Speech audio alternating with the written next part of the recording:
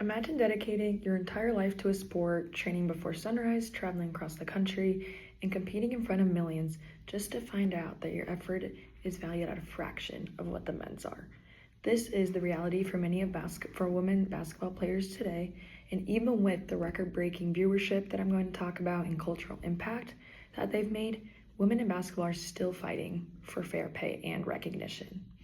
And why this matters, from an announcement that was made by the NCAA on January 15, 2025, a combined $15 million fund will begin in the 2025 to 2026 fiscal year for the teams that make it to the tournament.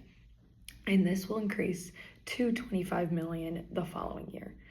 But even with this, Women's Sports Foundation Chasing Equity report from January 2020 uncovered that the consistent inequities in the pay, media coverage, and resources for girls and women in sport is just continued.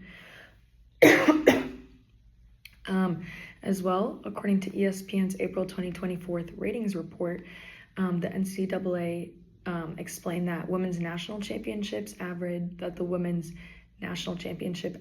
18.9 million viewers, making it literally the most watched basketball game ever aired on ESPN, women and men aside, just ever.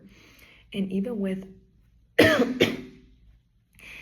the viewership at this historic high, the investment in pay still do not match the impact that these athletes are making. And at the end of the day, this isn't just about dollars. It's about earning that. It's about getting the respect and the message that we send to every young girl that's watching. So what can we do about it?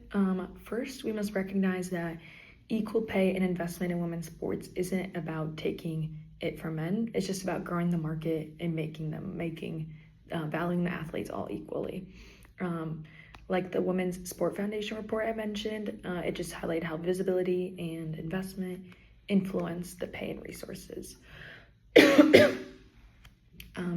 Second, the institutions, so universities, conferences, NCAA, must commit to just have transparent, equal resources among both genders, which means facilities, travel budgets, publicity, and coaching must be aligned. Third, the media and press must amplify women's sports with the same energy that we see on social media with the men's, and this increased visibility will equal more scholarship, more revenue, and just fair pay at the end. Now, picture this. Every young athlete, girl or boy, growing up watching these women's and men's sports being celebrated equally. Imagine that women's players no longer are being seen as less than, but as what they truly are, elite athletes who just deserve the same respect as men and the opportunities just as anyone else. Now also visualize a world where your daughter watches these female players, is able to identify with them, and knows that if she does go to a higher level, she will be valued equally no matter what gender.